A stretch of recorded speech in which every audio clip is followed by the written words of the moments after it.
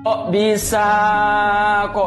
Kalian tahu nggak gimana komentar Coach Justin setelah timnas Indonesia dihajar habis-habisan oleh pemain Iran? Dan komentarnya jauh berbeda saat komentari ketika Sintayong kalah dan ketika Indra Sapri kalah tadi malam.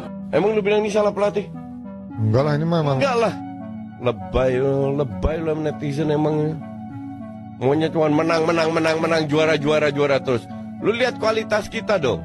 Menurut Coach Justin, timnas Indonesia kalah bukan karena pelatihnya bagus kok, keren, formasinya bagus, skemanya bagus, taktiknya bagus. Terus kenapa kalau menurut Coach Justin kenapa Indonesia kalah? Kalau menurut Coach Justin ya, timnas Indonesia kalah bukan karena pelatihnya, bukan karena skemanya, tapi karena kalah postur aja. Itu aja. Katanya netizen yang bilang karena pelatihnya yang gak tahu skema, yang gak tahu taktik, itu baper aja, itu caper aja. Secara catatan statistik, Indonesia sebenarnya tidak benar-benar kalah, ya. Tetapi secara skor Indonesia kalah telak. Dan kalau kita perhatikan baik-baik, penyebab utamanya adalah pada bagaimana Indonesia gagal mengantisipasi bola mati, khususnya dari situasi tendangan sudut. Ya, 2 dari 3 gol Iran berawal dari skema tendangan sudut. Gol pertama dan gol ketiga Iran berawal dari tendangan sudut, dan ini jelas menjadi satu PR besar bagi Coach Indra Sapri. Kita perhatikan bagaimana 2 gol Iran yang datang dari tendangan sudut. Ketika bola dilepaskan dari sudut, pemain-pemain Iran begitu leluasa masuk ke dalam kotak penalti dan bahkan leluasa melakukan loncatan untuk menyambut umpan dari tendangan sudut dan terjadi gol.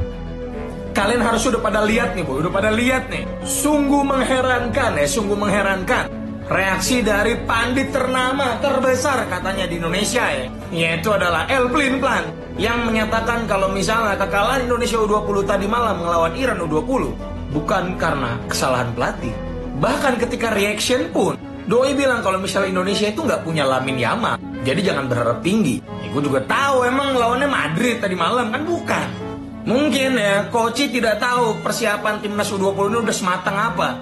Udah TC ke Como, Italia. Ikut Toulon Cup di Prancis. Mini turnamen di Korsel yang ngalahin Argentina. TC di Jepang. Mandiri Challenge Series kemarin lawan Surya dan lain-lain. Dan hasilnya, game plan yang tidak berubah dari Piala AFF 2013. Pemain mengandalkan speed, crossing, jarak antar pemain tetap jauh, gak ada off the ball movementnya. Kalau kayak gitu, salah pemain. Jadi, jika taktiknya itu pas, jika pelatih itu sudah tahu kelemahan dari tim lawan, kemudian memberikan arahan kepada para pemain, baru di sana kita bisa melihat permainan yang rapi. Dan sebetulnya postur dari para pemain kita gak pendek-pendek juga kok. Dan juga 2 center back kita adalah center back yang sebetulnya gak pendek. Iqbal 179 cm, Kadek Arel 185 cm. Tapi kemasukan gol dari umpan silang itu bukan karena mereka pemain yang pendek, enggak, tapi karena mereka tidak bisa mengantisipasi bola yang masuk ke dalam kotak penalti. Artinya ini adalah tugas dari para pelatih, kan bukan satu pelatihnya. Nah, artinya ada banyak pelatih, masa sih gak bisa kasih arahan kepada para pemain? Sekali udah kemasukan gol umpan silang, coba jaga umpan silang lagi. Dan itu golnya dari para pemain Iran bukan mereka berdiri diam gini terus bola datang mereka sundul, enggak. Tapi mereka melakukan pergerakan, baru kemudian mereka menyundul bola. Sedangkan para pemain timnas Indonesia U20 itu tidak bisa bahkan dari corner itu melompat lebih dulu atau pada timing yang pas untuk mengantisipasi bola itu yang masuk.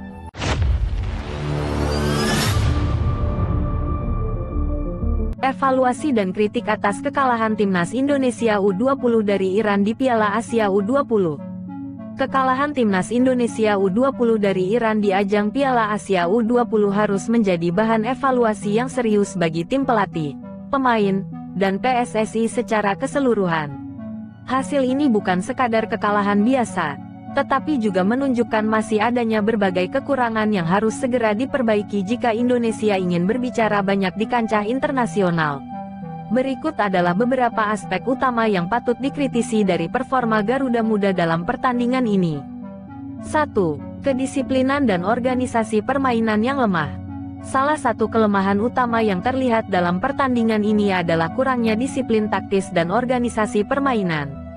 Iran mampu memanfaatkan celah di lini pertahanan Indonesia, yang seringkali kehilangan koordinasi dalam mengendalikan pergerakan lawan.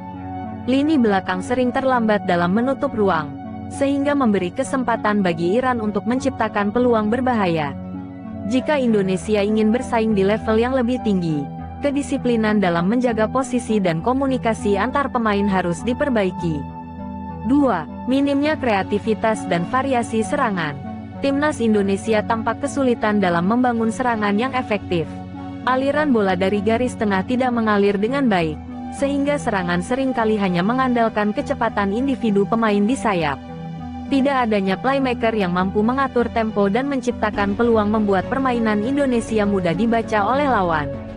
Padahal, untuk menghadapi tim-tim kuat seperti Iran, diperlukan variasi dalam pola serangan, baik melalui kombinasi umpan pendek, umpan terobosan, maupun eksploitasi ruang di belakang pertahanan lawan. 3. Fisik yang kalah bersaing. Seperti yang sering menjadi masalah dalam tim nasional Indonesia di berbagai kelompok usia, aspek fisik masih menjadi kendala besar. Pemain Iran terlihat lebih kuat dalam duel udara, lebih tangguh dalam perebutan bola, serta memiliki stamina yang lebih baik untuk menjaga intensitas permainan sepanjang pertandingan. Tanpa peningkatan aspek kebugaran dan daya tahan fisik, sulit bagi Indonesia untuk bersaing dengan negara-negara yang memiliki tradisi sepak bola lebih. 4. Mentalitas bertanding yang belum teruji. Mentalitas bermain di level tinggi adalah faktor yang sangat krusial dalam sepak bola. Ketika menghadapi tekanan dan tertinggal dalam pertandingan, Timnas U20 terlihat kehilangan kepercayaan diri dan kesulitan untuk bangkit. Padahal, dalam sepak bola modern, mentalitas yang kuat dapat menjadi pembeda antara tim yang sukses dan yang gagal. Para pemain harus dibekali dengan mental juang yang tinggi agar tidak mudah menyerah ketika menghadapi situasi sulit di lapangan. 5. Pemanfaatan peluang yang kurang maksimal. Dalam melawan pertandingan Iran, Indonesia sebenarnya memiliki beberapa peluang yang seharusnya bisa mengkonversi menjadi gol. Namun, kurangnya ketenangan di depan gawang dan buruknya penyelesaian akhir membuat peluang tersebut terbuang sia-sia. Aspek ini harus menjadi perhatian serius, karena dalam pertandingan-pertandingan besar, efektivitas dalam menyelesaikan peluang adalah kunci utama untuk meraih kemenangan. 6. Evaluasi strategi dan fleksibilitas taktik. Pelatih Timnas U20 perlu melakukan evaluasi mendalam terhadap strategi yang diterapkan. Formasi yang digunakan tampak kurang efektif dalam menghadapi tekanan tinggi dari Iran. Selain itu, ragu-ragu dalam menanggapi perubahan taktik lawan menjadi kelemahan tersendiri. Dalam sepak bola modern, tim harus bisa beradaptasi dengan cepat terhadap situasi di lapangan, baik dalam menyerang maupun bertahan. Jika strategi awal tidak berjalan sesuai rencana, pelatih harus memiliki taktik alternatif yang bisa diterapkan. 7. Kualitas pengelolaan pembinaan pemain muda. Kekalahan ini juga menjadi cerminan dari kualitas pelatihan pemain muda di Indonesia. Dibandingkan dengan negara seperti Iran yang memiliki sistem pelatihan yang lebih terstruktur, Indonesia masih tertinggal dalam hal pengembangan bakat. Liga usia muda yang kompetitif, akademi yang berkualitas, serta pendekatan berbasis sains dalam latihan menjadi faktor penting yang harus diperbaiki jika Indonesia ingin memiliki generasi pemain yang lebih siap bersaing. Kesimpulan, kekalahan sebagai pelajaran berharga. Meski kekalahan dari Iran ini menyakitkan, hal ini harus menjadi pelajaran berharga bagi Timnas Indonesia U20. Evaluasi menyeluruh perlu dilakukan,